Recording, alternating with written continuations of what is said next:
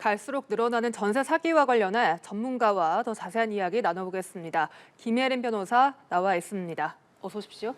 안녕하십니까? 안녕하세요. 네, 앞서 저희가 집중 보도를 해드렸지만 전세 사기가 그야말로 급증을 하고 있습니다.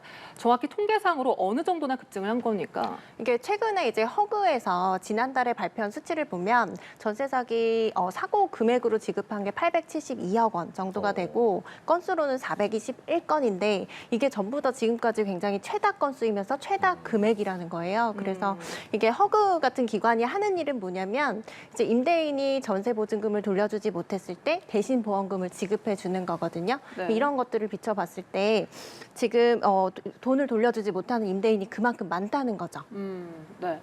저희가 지금부터 피해 유형들, 사례들을 하나씩 살펴볼 텐데 먼저 인천에서 안전한 매물이라는 부동산 중개업소의 소개로 전세 계약을 했는데 그것이 경매로 넘어가서 또 보증금을 반환받지 못하는 사례도 생겼습니다.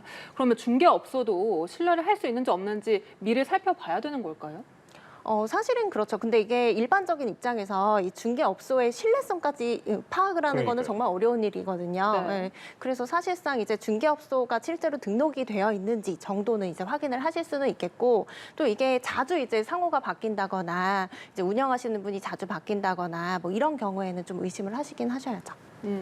그러면 중개업소는 이런 사기를 했을 때 뭐 법적 처벌을 받습니까? 좀 어렵다, 처벌이 어렵다 이런 얘기도 있어서요.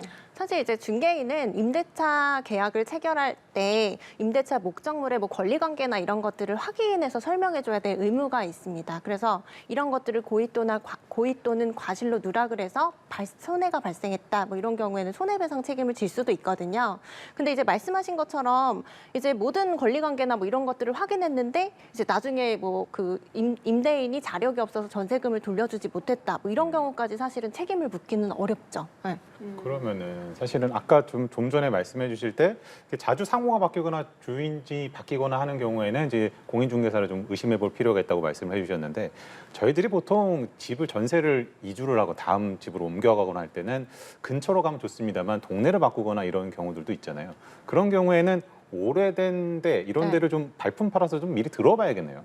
사실 그럴 필요도 있는데 뭐 그렇다고 해서 이게 전부 다 피할 수 있는 건 아니고요. 사실 네. 그렇게까지 걸러내기는 쉽지는 않을 것 같아요. 네. 네, 참 어렵습니다. 집 이런 등기등본뿐만 아니라 이 중개업자까지 일일이 신뢰도를 확인해야 된다는 것 자체가 참 어려운 일일 텐데 사실 또 다른 사례를 또 살펴보면 또 중개업자가 이사비도 지원하고 또 중개 수수료도 안 받겠다라면서 계약을 유도하는 경우가 있습니다. 근데 이것도 문제가 된다고요? 실제로 이게 요즘에 약간 신종수법으로 많이 발생하고 있는데요. 이렇게 보통 여기 이런 유형에는 이제 시세 조작이 들어가요. 그래서 시세 시세를 조작해서 이제 전세 대출을 많이 받으려면 시세를 좀 조작을 해야 되거든요. 근데 이제 신축 빌라나 일반적인 빌라 같은 경우에는 이런 시세가 객관적으로 이제 지표가 없다 보니까 뭐 이런 좀 이제 뭐 한 번에 거래를 만들어서 이제 시세를 조작하는 뭐 그런 일들도 있고 결국에 그렇게 되면 이분이 이제 높은 전세금을 내고 들어가신 거잖아요. 그럼 이게 깡통 전세가 될 확률이 높은 거고 나중에 이제 부동산 경기가 안 좋아져서 새로운 임차인을 구할 수 없을 때는 결국에 이제 받지 못하게 되는 그런 이제 악순환이 생기는 거죠. 근데 사실은 저희가 가장 중요한 거는 피해를 안 당하는 건 텐데 신축 빌라를 사실은 선호를 하잖아요. 예를 들면 같은 아파트로 가면 좋겠습니다만 빌라로 가야 된다면 이왕이면 신축 빌라로 갈 텐데 이게 주변 시세보다 과도하게 높은지 아닌지는 어떻게 알 수 있나요? 그거는? 그래서 이게 하나의 문제거든요. 그래서 이게 전세 사기의 타겟이 되는 게 아파트가 아니라 뭐 빌라나 다가구 주택 이렇게 될 수밖에 없는 게 사실 주변 이게 계약하시는 분들이 시세를 정확하게 알 수가 없어요. 그러니까요. 이제 아파트 같은 경우에 비슷한 물건이 많잖아요. 그렇죠. 그래서 객관적으로 시세를 알 수가 있는데 뭐 이런 다가구나 다세대 빌라 같은 경우에는 시세를 이제 정확히 알 수가 없기 때문에 거기서 이제 깡통 전세라던가 이런 전세 사기 피해가 많은 거죠. 네. 전세금을 되찾기 위해서 소송까지 가는 경우도 있지 않습니까? 이런 경우에는 전세금을 대부분 돌려받습니까? 사실 이게 무용한 소송이 될 가능성이 높아요. 왜냐하면 이게 왜 전세보증금을 돌려받지 못하냐면 임대인이 줄 자력이 없기 때문이거든요. 그리고 이제 어떤 경우에는 아예 도망가서 찾을 수가 없는 경우도 있어요. 어허. 그래서 뭐 이런 경우에는 결국에 이제 어쨌든 판결을 받아야 집행을 할 수가 있으니까 소송을 이제 하셔가지고 그래서 경매로 이제 내가 그 집을 직접 낙찰을 받아서 어쩔 수 없이 이제 내 보증금을 가름을 하신다거나 좀 심한 경우에는 뭐 세금이나 이런 것들이 이제 압류가 돼 있으면 아예 내 돈도 이제 받지 못하는 그런 상황이 발생할 수가 있죠. 네. 법정으로 갈 때 이게 누가 봐도 사기인데 네. 왜 형사로 안 가고 민사로 다 가는 겁니까 이게? 이게 형사 사기죄가 성립하려면 그리고 우리가 일반적으로 생각할 때는 뭔가를 속았다라고 하면 형사 사기죄가 성립한다고 생각하시는데 네. 그렇지가 않고 이제 고의 또는 그렇지가 않고 기망을 통해서 뭔가 이제 그 재산적 이익을 취득했을 때 형사적인 사기죄가 성립하거든요. 근데 이렇게 되려면 처음부터 이제 이 전세 사기를 피해를 입히려는 고의 자체가 입증이 돼야 되는데 고의성이 이거 입증이 자체가 되는 예, 쉽지가 않은 거죠.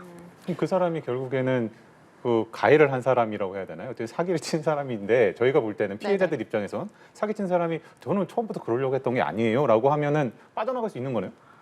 그렇죠. 그래서 실제로 이제 형사처벌이 이루어진 사례가 많지 않았는데 최근에 굉장히 조직적으로 이루어지다 보니까 이거를 이제 형사처벌을 하려는 움직임들이 좀 강해졌고 최근 판례 경향을 보면 좀 처벌을 하려고 하는 것 같기는 해요. 그래서 예를 들어서 이제 뭐 갭투자, 무리한 갭투자를 해서 네. 이자를 갚을 능력이 없었음에도 뭐 임차인을 계속 이제 임대차 계약을 체결을 했다. 그리고 결국에 전세보증금 돌려주지 못한 뭐 이런 경우에는 사기죄를 인정한 사례도 있습니다.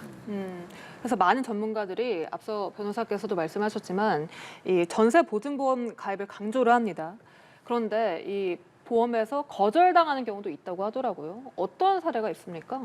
이제 보통 보증보험 가입이 안 되는 거는 이제 너무 이제 그 집의 시세에 비해서 뭐 전세가나 앞에 근저당이 잡혀 있다거나 이제 나중에 이제 사고 위험이 높은 경우에는 오히려 보증보험 가입이 어렵거든요. 네. 네, 그렇기 때문에 일단 이제 보증보험이 처음에 가입이 가능한지 여부부터 확인을 하셔야 돼요. 임대차 계약 체결하실 때. 근데 이게 만약에 가입이 안 된다라고 했을 때는 뭐 계약을 무효로 한다던가 그런 특약들을 넣으시고 그리고 만약에 가입이 안 된다라고 하면 사실은 이 집은 좀 위험할 가능성이 높은 거죠. 네, 그런데 이 전세보증보험을 들고서도 나중에 사기를 당해서 여기서 돈을 돌려받으려고 봤더니 그게 또 거절된 사례도 있다고 하더라고요. 이게 보증보험 약관에 따라서 다른데 이 부분이 사실 가장 대표적인 게 뭐냐면 이제 이 전세 사기 관련해서 잔금을 받으면서 그날 이제 그 소유주를 바꾸는 경우가 있어요. 그렇게 되면 그 네. 당일에요? 네, 그 당일에 소유주를 바꾸면 이 임차인 입장에서는 그 다음날 이제 확정일자의 효력이 발생하기 때문에 이게 이제 일치하지 않는 경우에는 또 보험금을 지급받지 못하고 이런 사례들이 있습니다. 그럴 때는 구제를 받을 수가 없나요? 지금으로서는 뭐 보증보험에서는 구제를 받을 수가 없는 어허. 거죠. 네. 그러면 그런 부분도 참 유의를 해서 봐야 되고 들어보니까 전세 사기 유형도 너무나 많고 복잡하고 또 형사처벌까지 힘들어요. 서울시가 전세가격 상담센터를 가동할 방침인데 이 방안은 좀 전세 사기를 막을 수가 있을까요? 저는 이거는 굉장히 필요한 제도라고 생각은 해요. 왜냐하면 아까 말씀드린 것처럼 이 전세 사기나 깡통 전세가 발생하는 거는 대부분 이제 다가구 다세대 주택인데 이 경우에 시세 파악이 어렵기 때문인 것도 있거든요. 그게 가장 큰 이유이기 때문에 사실 이 제도는 이제 전세가가 적정한지를 봐주는 거예요. 그래서 예를 들어 감정평가사가 좀 평가를 해서 시세 파악을 한 다음에 거기에 전세가가 적정한지 뭐 이런 것들을 검증해주는 절차라서 저는 이게 필요하다고 봅니다. 변호사님과 이렇게 얘기를 하다 보니까 야, 이게 상황이 상당히 심각하다. 이게 뭐 딱히 마뜩한 대처법도 없다라는 생각이 들긴 하는데 가장 중요한 거는 피해를 안 보는 거 아니겠습니까? 이 피하기 위해서는 요거 하나만은 계약할 때 꼭 확인하세요. 혹시 이런 게 있을까요? 사실 이제 가장 중요한 거는 보증보험 가입하시는 걸 전 너무 권해드리고 싶어요. 네. 근데 이제 실제로 보증보험 가입률이 20%대밖에 되지도 않고 네. 제가 주변에 이제 이런 피해를 입으신 분들을 봤을 때 보증보험이 있는지조차 모르시는 경우가 많아요. 그래서 이게 보증보험이 가입이 가능한지를 한번 확인을 해보시고 그리고 예를 들어 이제 아까 말씀드린 것처럼 계약서에 보증보험 가입이 안 되면 무효로 한다던가 이런 조항을 좀 넣으셔서 좀 이제 나중에 못 받으실 위험을 좀 대처를 하셨으면 좋겠어요. 네, 변호사께서는 전세를 계약하러 가셨을 때 어떤 점 가장 뭐 세 가지만 유의해서 보신다면요? 일단 첫 꼽아주신다면? 번째로는 소유자가 누군지 등기부상 소유자랑 일치하는지 네. 이것도 굉장히 이제 디테일하게 좀 들어가면 어렵긴 한데 어쨌든 이게 소유자가 일치하는지를 반드시 보셔야 될 것 네. 같고 그리고 이제 뭐 근저당권이나 뭐 이런 권리 관계가 어떻게 설정이 돼 있는지를 반드시 보셔야겠죠. 나중에 혹시 경매에 들어간다거나 이랬을 때는 그러니까 내 순위가 밀릴 수도 있고 또 전부 다 이제 변제받지 못할 가능성도 있기 때문에 그리고 마지막으로 아까 말씀드린 보증번 가입 꼭 하셨으면 좋겠어요. 네. 그러면 이 나쁜 임대 명단 공개 방안이 현재 추진되고 있는데 이 방안은 실효성이 있을까요? 사실 이게 말씀하신 것처럼 전세 사기 유형이 너무 다양하거든요. 그래서 그러니까요. 일부에 있어서는 이 제도가 실효성이 있을 수가 있어요. 근데 이제 요즘에 가장 좀 많이 일어나고 있는 유형 중에 하나가 이제 바지 사장을 내세워서 잔금일의 소유자를 바꾸는 거거든요. 네. 그리고 이분들이 그냥 어디 잠적해 버리는 거예요. 그럼 보증금을 받을 수가 없어요. 그래서 사실 이런 경우에는 계속 이제 명의자가 바뀌기 때문에 네. 이제 뭐 이런 제도가 뭐 도입이 된다고 하더라도 그런 부분에서는 실효성이 없겠죠. 참. 그러면 앞으로 좀 정부가 어떤 식으로 좀 보완을 해 가야 된다고 보십니까? 상당히 사실은 제도적인 보완이 가장 필요한 것 같기는 해요. 그래서 가장 이제 많이 또 얘기가 되고 있는 것 중에 하나가 확정일자의 효력은 다음 날 발생하잖아요. 네. 그리고 이제 뭐 근저당권이나 이런 것들이 접수되는 건 그날 이제 효력이 발생하기 때문에 뭐 이런 것들 때문에 이제 그 잔금을 시차를 치르면서 예, 근저당이 바로 설정돼서 이제 전세 보증금을 돌려받지 못한 이런 사례들이 있어서 뭐 이런 것들을 이제 하나의 통합 시스템으로 좀 관할하도록 하자라던가 뭐 이런 논의들이 많이 이루어지고는 있어요. 네. 네, 알겠습니다. 사기를 치는 가해자들은 그 틈을 참 이용을 하는군요. 네, 맞습니다. 알겠습니다. 지금까지 김혜린 변호사와 이야기 나눠봤습니다. 오늘 말씀 고맙습니다. 수고하셨습니다.